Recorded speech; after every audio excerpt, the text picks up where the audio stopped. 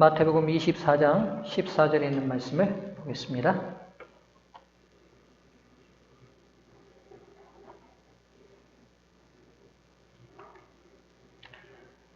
우리 함께 봉독하겠습니다. 가정에 있는 우리 모든 성도님들도 성경을 펴시고 함께 봉독하시면 좋겠습니다. 마태 24장 14절입니다. 이 천국 복음이 모든 민족에게 증거되기 위하여 온 세상에 전파되리니 그제야 끝이 오리라. 아멘.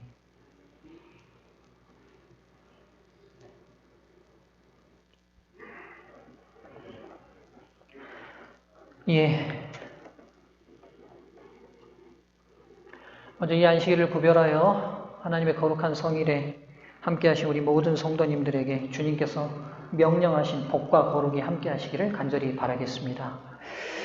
지난 시간 저희는 바르게 살피는 재림의 징조라는 제목으로 말씀을 드렸습니다. 지난 시간을 잠깐 좀 복습하겠습니다. 우리가 재림의 징조를 바라보며 재림의 징조들을 살피면서 어떤 바른 신앙적 관점을 가져야 할지 세 가지를 말씀드렸는데요. 다시 한번 좀 정리하고 오늘의 말씀을 펴도록 하겠습니다. 먼저 첫 번째는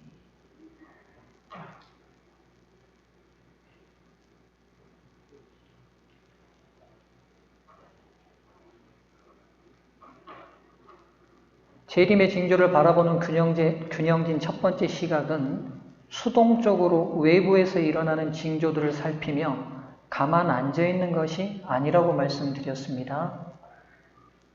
하나님께서 기대하시는 우리가 재림의 징조를 살피는 중요한 자세는 세상의 징조들을 보고 더욱 열심히 천국 복음을 증거하는 일에 능동적으로 활동하는 것입니다.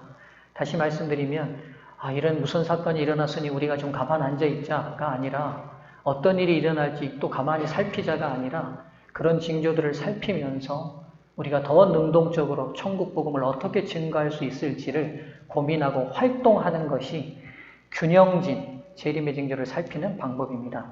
두 번째는 저희가 재림의 징조를 보는 바른 시각은 천국 복음의 전파가 부정적 징조들을 끝낼 수 있는 방법임을 기억하셔야 합니다. 무슨 말씀이냐? 지진이 수천 번 일어난다고 해서 예수님이 오시거나 전염병이 수만 번 돈다고 해서 예수님이 오시는 게 아니라는 것입니다. 그 징조들을 통해 이 세상이 고통받는 모습을 보고 우리가 나아가 그들에게 영원한 사랑과 행복의 나라에 있다는 천국 복음의 증거만이 그 모든 징조들을 마무리할 수 있는 방법입니다.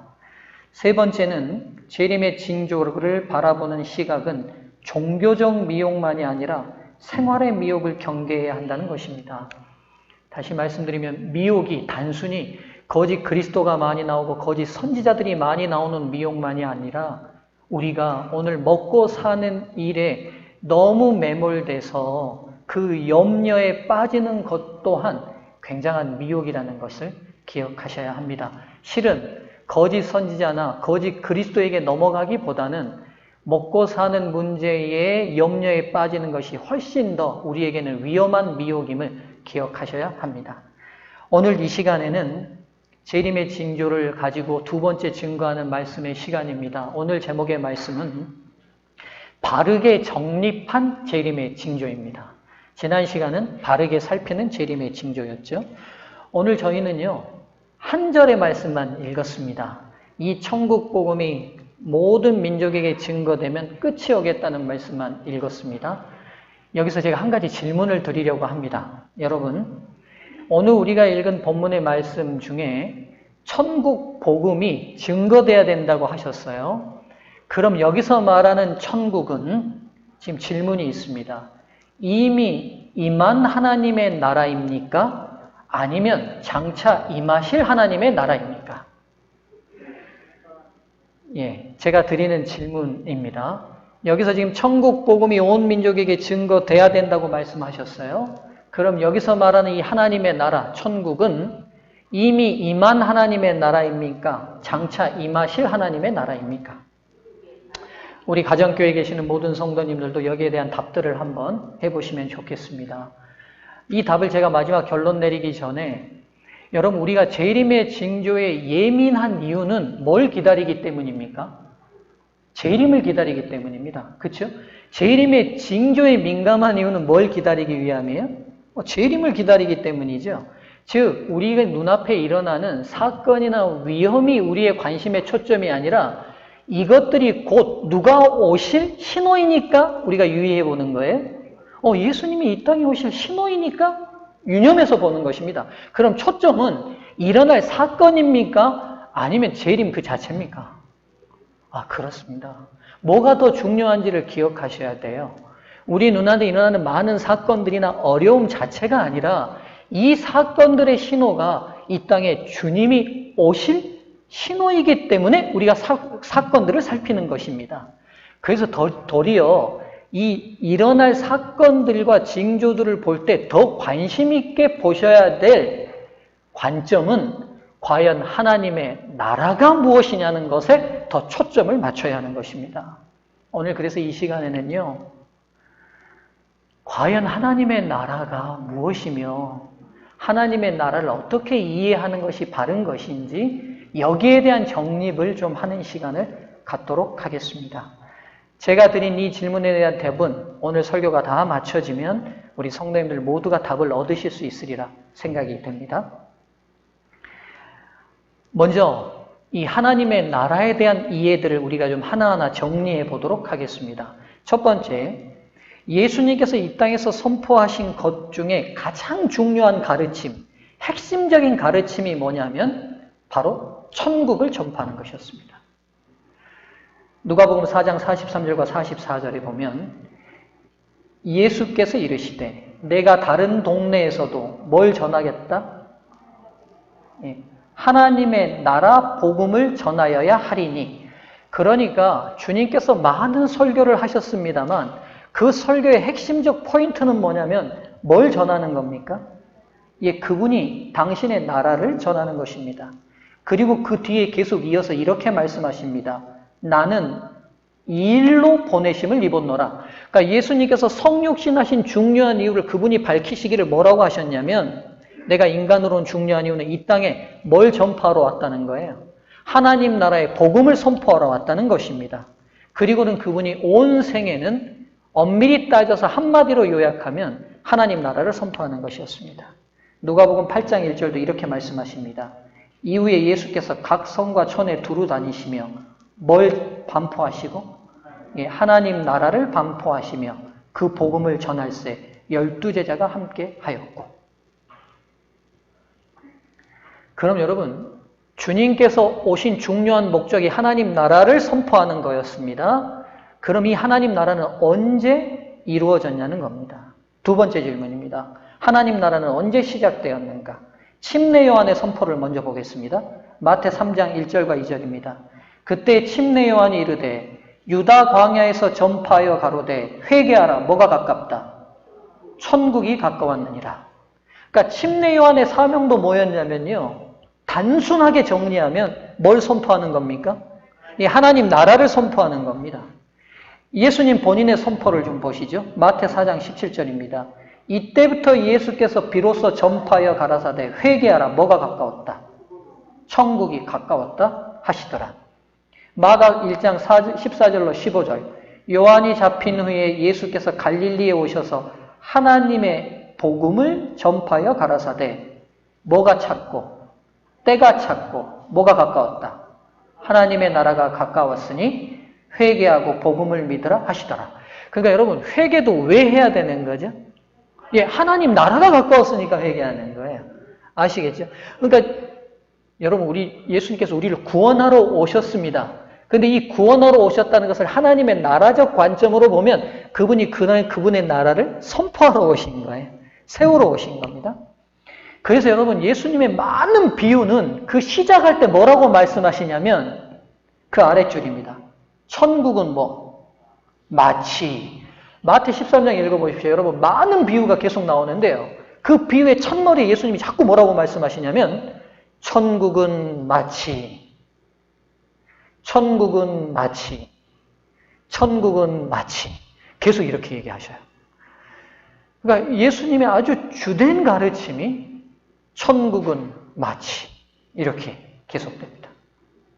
그래서 그분이 계속적으로 천국을 비유로 말씀하십니다. 제자들의 선포도 마찬가지입니다. 마태 10장 7절 가서 전파하여 가로되 뭐가 가깝다고 말하라고요? 천국이요. 누가 10장 9절로 11절 읽지 않겠습니다. 이 성경절도 마찬가지입니다. 제자들에게 주어진 중요한 사명이 뭐냐면 마을마다 뭐가 가깝다고 자꾸 선포하라는 거예요. 예, 하나님 나라가 가까웠다고 선포하는 거예요. 그러니까 그럼 예수님께서 지금 이 땅에 오셔서 하신 천국이 가까웠다는 말은 지금 주님이 오시자마자 지금 천국이 거의 들어섰다는 말씀인데 정확히 이 나라가 언제 섰는지 각시대 대쟁투 346쪽은 이렇게 얘기합니다. 그리고 그들이 가까웠다고 선포하신 하나님의 나라는 언제 세워졌다고요? 그리스도의 죽으심으로 건설되었다. 그렇죠? 자, 보시죠. 지금 우리가 재림의 징조에서 하나님의 나라가 가깝다고 증거하는 그 증거의 초점을 지금 우리는 자꾸 이 땅에 예수님이 영광의 모습으로 다시 오실 때 이루어질, 재림 때 이루어질 하나님의 나라로 이해하기가 쉬워요. 그 이해가 틀린 이해는 아닙니다. 그러나 주님께서 이 땅에 오셔서 계속 선포하신 기별이 뭐냐면 이미 하나님 나라는 언제 들어섰다는 거죠? 예, 그리스도의 죽으심으로 건설되었다는 거예요. 그럼 오늘 24장 14절을 우리가 좀 다시 이해해야 돼요. 우리가 전파해야 될 하나님의 나라는 장차 올 나라만이 아니라 이미 이 땅에 건설되어 있는 하나님의 나라도 선포돼야 된다는 겁니다. 이해되시죠? 자, 그러면 이 예수님께서 오셔서 십자가로 세우신 이 하나님의 나라는 어떤 특성이 있는지 예수님께서 이 나라의 특성들을 설명해 주셨어요. 이 특성이 아주 잘 나타난 대화가 바로 빌라도와 예수님의 대화에서 주님이 세우신 나라가 어떤 나라인지의 특성이 드러나 있습니다. 제가 이 성경은요, 개역 한글판으로 가져오지 않고 쉬운 성경으로 가져왔어요. 여러분과 저의 이해를 좀 돕기 위해서. 자, 두 사람의 대화를 좀 보도록 하겠습니다. 빌라도는 다시 관저로 들어갔습니다. 그리고 그 안으로 예수님을 불러들여 예수님께 물었어요. 뭐라고 물었냐? 당신이 유대인의 왕이요? 이렇게 물었어요. 왕이라는 말은 그분의 나라가 있다는 말이에요? 없다는 말이에요? 있다는 말이에요. 그러니까 지금 당신이 지금 유대인의 왕이요? 라고 이렇게 물었어요. 예수님의 나라를 직접적으로 지금 빌라도가 물었습니다. 그랬더니 예수님이 대답하십니다. 예수께서 말씀하셨습니다.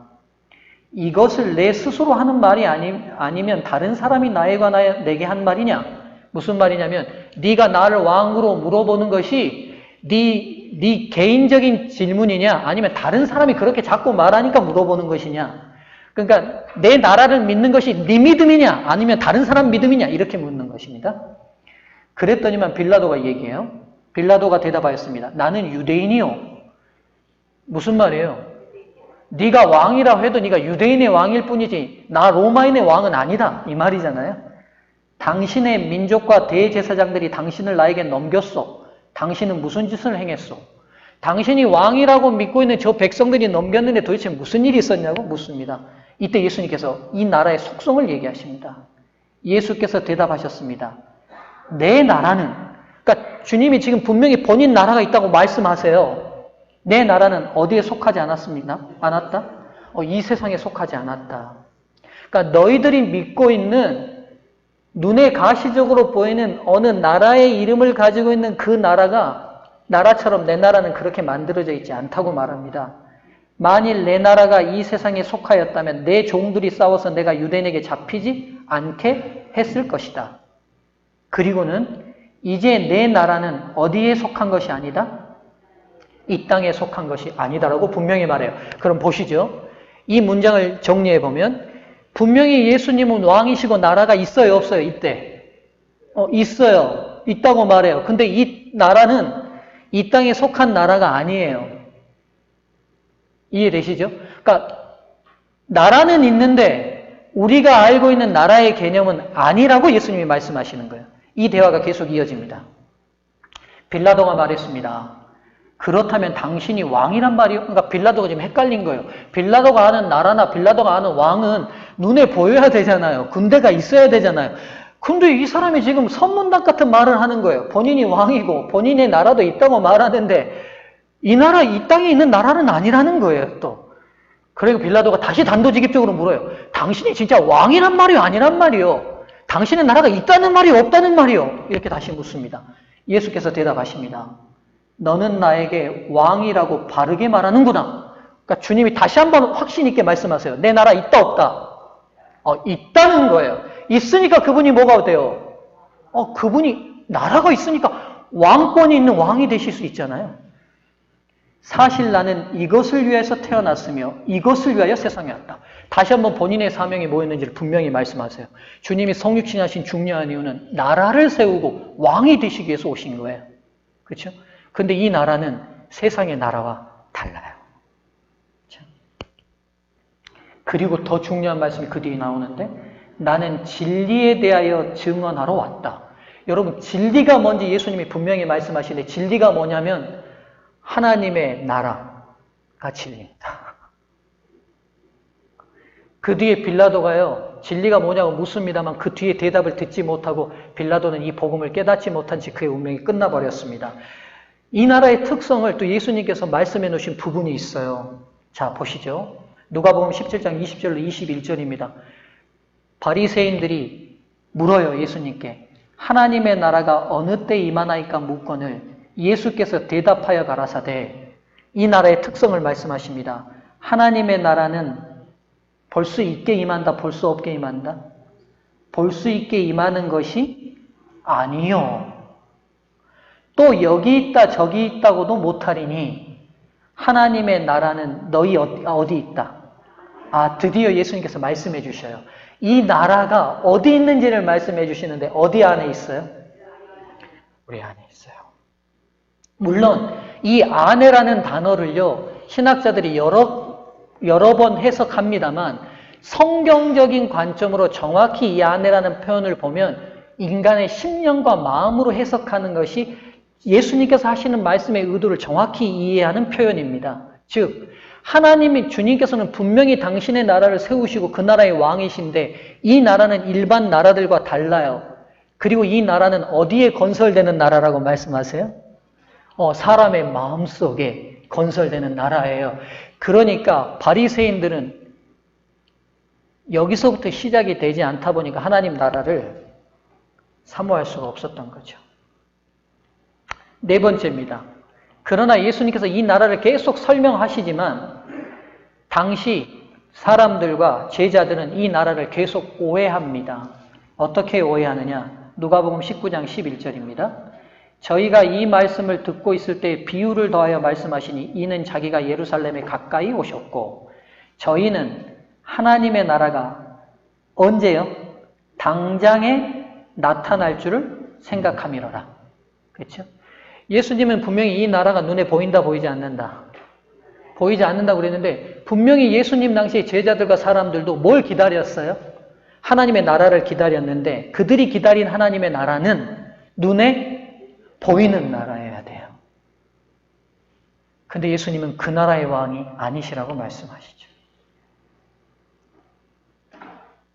그럼 도대체 예수님이 말하는 하나님의 나라와 당시 제자들과 백성들이 기다렸던 하나님의 나라 사이에는 어떤 간극이 있었는지 화인 여사께서 정리해 놓으신 말씀을 좀 보겠습니다.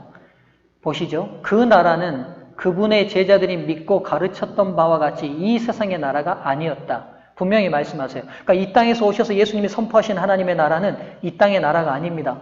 그렇다고 해서 그 나라는 나라와 권세와 온 천하 열국의 위세가 지극히 높으신 자의 성민에게 붙임바되고 모든 권세 있는 자가 다 그를 섬겨 복종할 영원한 나라 곧 장차 세워질 불면의 나라를 의미하는 것도 아니었다. 그러니까 재림 이후에 이 땅에 완전히 회복될 하나님의 영광의 나라를 얘기하는 것도 아니었어요. 성경에 기록된 하나님의 나라는 이겁니다. 이 두 가지의 개념이 있어요. 은혜의 왕국과 영광의 왕국을 다 같이 가리키는 데 사용되었다. 그러니까 지금 예수님께서 선포하신 하나님의 나라는 이 두 가지 개념이 같이 있는 거예요. 하나는 은혜의 왕국이고 하나는 영광의 왕국이에요. 이 둘 다가 다 무슨 나라예요? 하나님 나라예요. 근데 제자들과 이스라엘 당시의 백성들은 자꾸 뭐만 기다리고 있는 거예요? 예, 보이는 영광의 나라만 기다리고 있는 거예요. 그러나 주님께서 오셔서 선포하신 진리의 첫 번째 나라는 오신 영광의 나라, 가시적인 영광의 나라가 아니라 눈에 보이지 않는 뭘 선포하신 거예요? 은혜의 왕국을 선포하신 거죠. 이해되시죠? 자, 그렇다면 오늘 마태 24장 14절을 저희가 잘 이해하셔야 돼요. 이미 이 땅에 선포된 은혜의 왕국에 대한 선포, 이 왕국에 대한 증거가 땅끝까지 이를 때 영광의 왕국이 오시는 거예요. 이해되시죠? 자, 이제 좀 정리하겠습니다. 하나님의 나라는 두 왕국이 있다. 굳이 구별하는 거예요. 자, 두 왕국이 있으면 첫 번째 뭐다? 예, 은혜의 왕국이다. 우리 가정에 계시는 모든 성도님들도 한번 따라해 보시죠. 첫 번째는 은혜의 왕국이 있습니다. 그리고 그 다음 무슨 왕국이 옵니까? 영광의 왕국이 옵니다. 그래서 성경은 이 두 가지를 딱 구별하지 않고 하나님 나라 천국으로 쓰다 보니까 때로 이게 지금 뭘 얘기하고 있는지 본문 속에서 우리가 잘 이해하지 못하면 하나님의 나라를 오해하거나 곡해할 수 있는 소지들이 있습니다. 자, 은혜의 왕국이나 영광의 왕국이란 이름은 어떤 근거로 만들어진 이름이냐? 성경에는 없어요. 하나님의 나라, 천국이라는 단어로만 나옵니다. 그러나 그 분명한 근거가 되는 성경절들이 있어요. 먼저 히브리서 4장 14절과 4장 15절과 16절입니다. 자, 오늘 성경절들이 좀 많은데요. 우리에게 있는 대제사장은 우리 연약함을 채우라지 아니하는 자요. 모든 일에 우리와 한결같이 시험을 받은 자로 돼 죄는 없으시니라. 그러므로 우리가 긍휼함을 받고 때를 따라 돕는 은혜를 얻기 위하여 어디 앞으로 가자? 이 은혜의 보좌 앞으로 담대히 나아가자. 화인여사가 여기서 착안해서 은혜의 왕국이라는 단어를 만드셨어요. 그분이 만드셨던 게 본래 있는 개념이죠. 하나님께서 어떤 자리에 앉아 계세요? 보좌는 왕권을 상징하잖아요. 근데 그 보좌는 은혜가 베풀어지는 보좌예요. 즉 그분이 이 땅에 오셔서 십자가로 세우신 이 나라는 하나님의 은혜를 베푸는 왕권이 있는 나라예요. 그래서 이 나라를 은혜의 왕국이라고 붙인 거예요. 그 다음 옆에 영광의 왕국의 성경절은 마태 25장 31절과 32절입니다. 인자가 자기 영광으로 모든 천사와 함께 올 때에 자기 어디에 앉겠다? 영광의 보좌에 앉겠다. 영광의 보좌에 앉겠다. 이제 하나님이 앉으셨던 그 보좌가 영광의 보좌로 바뀌어요. 그래서 이때를 영광의 왕국이라고 말하는데 이때는 언제 이루어져요? 재림 때 이루어집니다. 밑에는 시기가 나와 있어요. 갑시대 대쟁투 347쪽에 두 왕국은 언제 이루어졌는지 시기를 말하고 있습니다. 자, 은혜의 왕국은 사람이 타락한 이후 범죄한 인류의 구속을 위하여 계획이 세워진 직후에 건설되었다. 그러니까 여러분 범죄한 그 현장에서 이미 뭐는 선포되었어요. 은혜의 왕국에 대한 이 나라는 선포되었어요. 그러나 그 나라가 완전히 확립된 건 언제 된 거예요? 십자가, 그 아랫줄. 그 나라는 그리스도께서 돌아가신 후에 비로소 못 되었다? 확립되었어요. 이해되시죠? 자, 그 다음 그 옆에 영광의 왕국은 언제 되느냐? 그와 마찬가지로 영광의 보좌란 영광의 왕국을 나타내는 것인데 그 나라는 아직 장래에 속한 나라이다. 그렇죠? 그러니까 재림은 뭡니까? 뭐가 오는 거예요? 영광의 왕국이 오는 거예요. 이해되시죠? 그러니까 두 나라 중에 재림은 하나님의 나라가 오는 건데 뭐가 오는 거냐면 영광의 왕국이 오는 거예요. 그 나라는 비로소 그리스도께서 재림하실 때 건설될 것이다. 그렇죠? 그러니까 잘 보시죠. 그리스도인이란 이미 하나님의 나라의 백성입니까? 맞습니다. 장차 올 나라의 하나님의 백성이기도 합니까? 네, 맞습니다. 재림은 장차 올 하나님의 나라의 백성이 들어가는 나라예요. 영광의 왕국이에요. 그러나 기억하셔야 될 중요한 것 중에 하나는 영광의 왕국으로 들어가려면 먼저 어느 나라 백성이 되어야 합니까? 은혜의 왕국의 백성이 되어야 합니다. 오늘 여러분 재림의 징조 마태 24장 14절의 초점에서 중요한 포인트는 예수님이 이 땅에 오신다는 것과 함께 이미 시작된 은혜의 왕국의 백성이냐를 우리에게 다시 묻고 있는 질문입니다. 여러분, 은혜의 왕국의 백성이십니까? 이걸 묻고 있습니다. 그 은혜의 왕국의 백성들만이 재림의 영광의 왕국으로 들어가게 되는 것입니다. 예. 여러분, 제가 이번 주 내내 이거 정리하고 생각하고 또 퇴고하고, 그래서 어떻게 하면 우리 성도들에게 이 개념을 좀 정확히 정리해서 심어줄까 고민해서 나온 산몰입니다. 이제 이 특성들을 제가 7가지로 정리해 봤습니다. 자, 여러분 보시죠. 은혜의 왕국의 첫 번째 특성은 주님의 사랑의 주권을 받아들인 사람들의 마음과 심령에 건설된 왕국입니다. 아시겠죠? 그러니까 이 나라의 하나님 영토는 어디입니까? 저희의 마음입니다. 영광의 왕국은 은혜의 왕국이 건설된 사람들을 위해 이 땅에 세워질 왕국입니다. 두 번째, 심령에서 시작해서 삶으로 나타나고, 은혜의 왕국은요, 어디서 시작돼요? 마음에서, 심령에서 시작됐기 때문에 어디로 분명히 나타나게 돼 있어요? 이 삶으로 나타나게 돼 있습니다. 그리고 사랑의 능력으로 다른 사람들의 심령과 삶으로 전파되는 왕국입니다. 아시겠어요? 그러니까 이 나라도 전쟁이 있어요. 무슨 전쟁을 하는 거예요? 도구는 뭐예요? 사랑의 능력이 도구예요. 아시겠어요? 무기가 사랑의 도구라고요. 그리고는 각자 하나님의 은혜의 왕국을 받아들이지 않은 사람들의 삶 속에 들어가서 우리가 삶과 생활로 하나님의 은혜의 왕국을 보여주므로 그들도 뭘 받아들이게 하는 거예요? 하나님의 사랑의 주권의 통치를 받아들이는 은혜의 왕국을 받아들이게 하는 것입니다. 그렇죠? 이걸 선교라고 말하죠. 두 번째, 영광의 왕국은 은혜의 왕국이 전파되는 동안, 자 보시죠. 은혜의 왕국이 전파되는 동안 자신의 의지로 거부한 사람들, 그러니까 은혜의 왕국이 계속 전파되는데 나는 그 나라 백성으로 살기를 계속 거부한 사람들에 대한 뭐가 집행되는 왕국입니까? 예, 심판이 집행되는 왕국이 영광의 왕국입니다. 영광의 왕국. 세 번째, 은혜의 왕국은 왕이신 예수님께서 뭘로 봉사해 주세요? 그분이 왕이시지만 이 은혜의 왕국 동안에는 그분이 우리에게 뭘로 다가와 주시냐면 대제사장으로 다가와 주세요. 그래서 우리의 모든 허물과 죄를 용서하시고 이해하시고 구원하시고 어떻게든 살리셔요. 이해되시죠? 반면에 영광의 왕국에서의 왕이신 예수님께서는 뭘로 봉사하십니까? 심판장으로 봉사하셔요. 그래서 은혜의 왕국을 건설한 사람들에게는 준비된 상급으로 답하시고 끝내 은혜의 왕국을 거절한 세상에 대해서는, 사람들에 대해서는 그들이 그토록 원했던 없었던 존재로 돌아가게 하십니다. 네 번째, 은혜의 왕국은 사랑의 통치가 용서와 구원의 은혜로 임합니다. 그러니까 이 왕국의 통치의 방법은 뭐냐면 안 믿으면 죽인다가 아니라 어떻게 봉사하세요?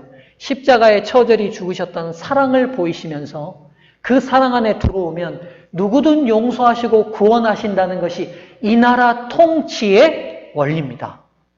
반면에 영광의 왕국은 사랑의 통치가 어떻게 표현되냐면 회복, 심판의 공의로 임합니다. 즉 억울하게 은혜의 왕국 속에서 살면서 사단의 가진 핍박과 박해 속에 어려움 겪었던 백성들이 있어요, 없어요? 있었잖아요. 얼마나 많은 순교자들이 있었습니까? 그들을 다시 이 영광의 왕국에서는 신원하시고 회복시키십니다.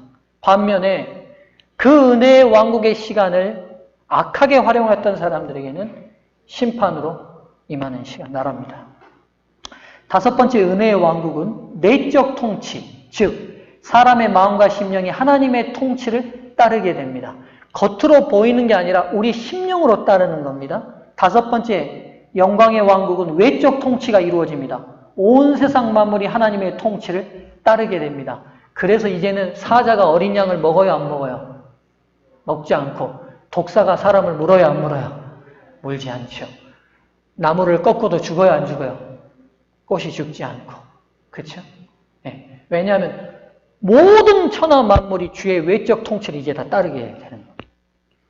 여섯 번째 은혜의 왕국은 죄와 반역으로 충만했던 마음들이 그분의 사랑의 주권에 날마다 굴복함으로, 이 단어가 중요한데요. 언제 건설되고 있어요? 예, 지금 건설되고 있습니다. 그러니까 매일, 매 순간 우리의 마음이 하나님의 주권에 굴복함으로 이 은혜의 왕국이 건설되고 있어요. 여러분 오늘 아침도 굴복하셨습니까? 이 통치를 따르셨습니까? 가정에서 부인에게 화나셨으면 여러분 그 통치 안 따르신 겁니다. 예, 남편에게 여러분 바가지 걸고 있으면 그 통치 안 따르신 거예요. 통치를 따르지 않으신 거예요. 맛있는 과일 먹을 때도 예, 살은 누구 주고? 예, 살은 누구 줘요? 예, 대답은 안 하세요. 예, 살은 부인 주고 깡통이는 누구 먹고? 남편이 먹고. 그렇죠? 예, 설거지가 쌓여갈 때까지 보는 게 아니라 본 사람이 먼저 하고. 그렇죠? 지금 굴복하는 겁니다. 여섯 번째, 장차 은혜의 왕국이 건설된 사람들과 온 세상 모든 피조 세계가 하나님의 주권에 완전히 순종하게 됩니다. 영광의 왕국은. 마지막 일곱 번째입니다. 영광의 왕국은 은혜의 왕국이 완성될 때 이르러 오게 됩니다. 그러니까 주님께서 영광의 왕국을 지체하시는 이유는 다른 게 아닙니다. 그분이 이미 2000년 전에 세워놓은 은혜의 왕국이 아직 다 건설됐어요? 안 됐어요? 건설되지 않았습니다. 그래서 영광의 왕국을 보류하고 계시는 겁니다.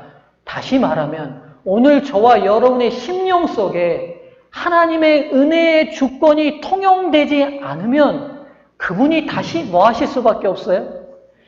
지체하시고 기다리실 수밖에 없습니다. 일곱 번째, 은혜의 왕국 없이는 영광의 왕국이 올 수 없다.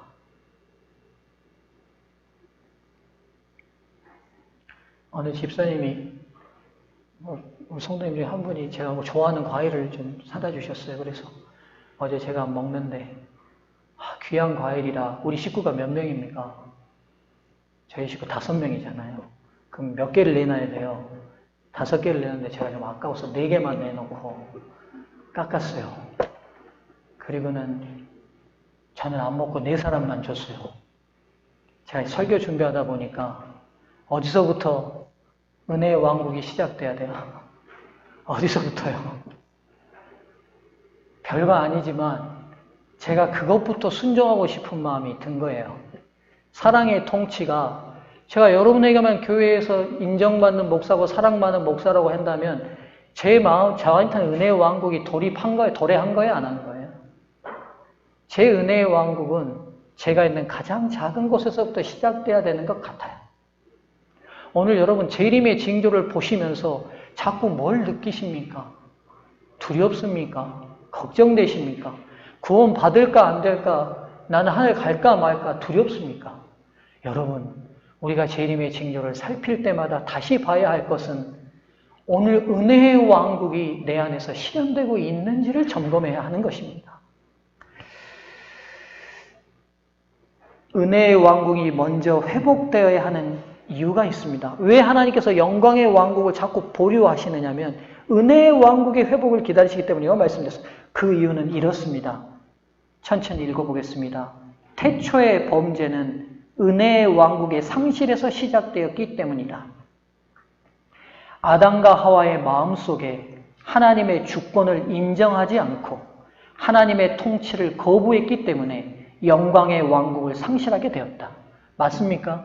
그 아름다웠던 에덴 동산을, 그 아름다웠던 세계의 질서가 왜 다 깨어졌습니까? 아담과 하와가 먹으면 죽겠다는 하나님의 주권을 무시하고 그들의 마음속에 의심과 불신과 반역의 정신이 일어나서 그 은혜의 왕국이 무너졌기 때문에 영광의 왕국을 이뤘습니다. 그렇다면 영광의 왕국을 다시 회복할 백성들은 어디부터 다시 회복해야겠습니까? 우리 마음 안에 있는 은혜의 왕국 회복해야 되지 않겠습니까? 다시 영광의 왕국을 회복하기 위해서는 먼저 사람의 마음과 심령 속에 하나님의 사랑의 주권을 인정하고 순종하는 은혜의 왕국의 건설이 완성되어야 영광의 왕국을 회복할 수 있게 된다.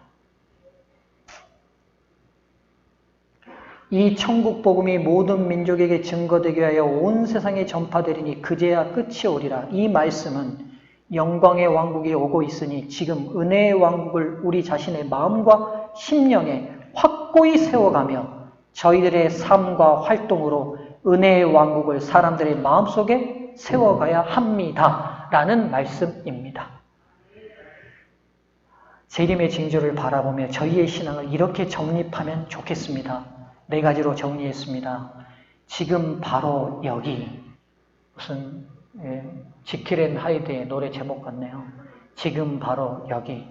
내 마음이 하나님의 사랑의 주권이 적용되는 하나님 나라가 되어야 합니다.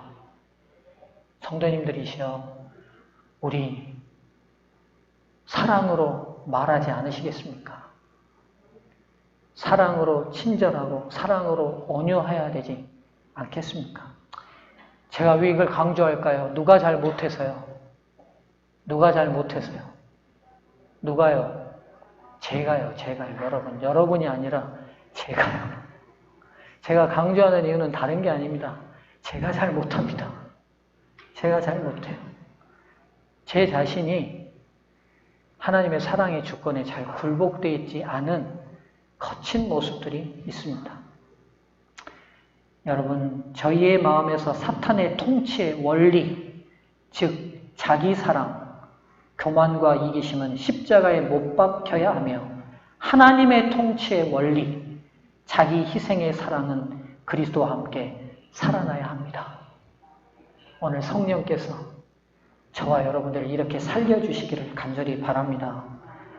3번째, 장차 눈에 보일 영광의 왕국을 맞이하기 위해서는 눈에 보이지 않는 은혜의 왕국을 건설하는 일을 최우선으로 삼아야 합니다.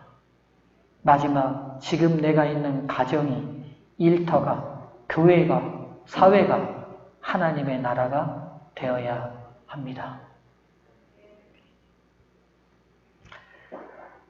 재림은 마지막 말씀입니다.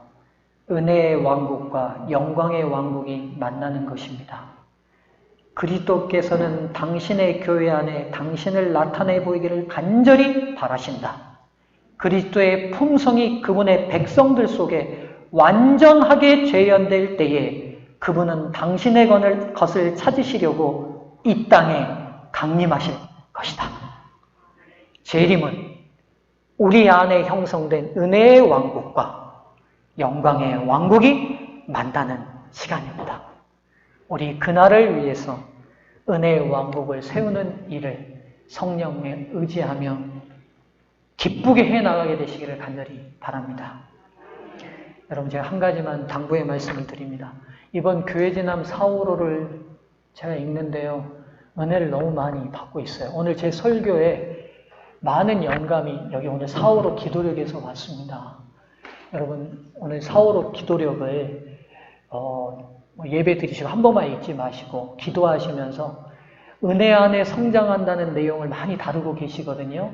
그래서 여러분, 우리 가정 예배를 드리시고 계시는 모든 성도님들도 기억하셔서 이번 4, 5호 기도력을 기도하시면서 주의 깊게 계속 좀 잘 읽어주시기를 바라겠습니다. 은혜의 왕국과 영광의 왕국이 만나는 재림의 날을 고대하며 말씀을 마치겠습니다. 아들, 주 안에 내가 늘 살고 지고 하나님 감사와 찬양을 드립니다. 우리를 사랑하셔서 창조하시고 부모가 되어 주시며 죄진 아들 다시 살리시기 위해 십자가에 죽으시고 구속하신 은혜를 인해 감사합니다. 이미 이루어진 하나님의 나라의 백성으로 살고 있는 모든 소중한 성도들 위에 하나님의 은혜의 왕국이 견고해 갈 수 있게 도와주시옵소서. 사단의 맹렬한 공격이 있다 할지라도 하나님의 사랑의 통치를 순종하며 따르게 성령님 힘을 더하여 주시옵소서. 하나님의 은혜의 왕국을 받아들이지 않은 세상을 향하여 삶으로 생활로 하나님의 왕국을 전파하게 하시고 이 땅에 죽어가는 영혼들 하나님의 은혜의 왕국 백성 되도록 저희를 사용해 주시옵소서. 이제는 아버지 하나님의 다함이 없으신 사랑과 우리 주 예수 그리스도의 놀라우신 은혜와 성령 하나님의 감화 감동하심이 이 예배에 동참한 모든 성도들 위해 이제로부터 영원까지 함께 하시기를 간절히 축원하옵나이다. 아멘.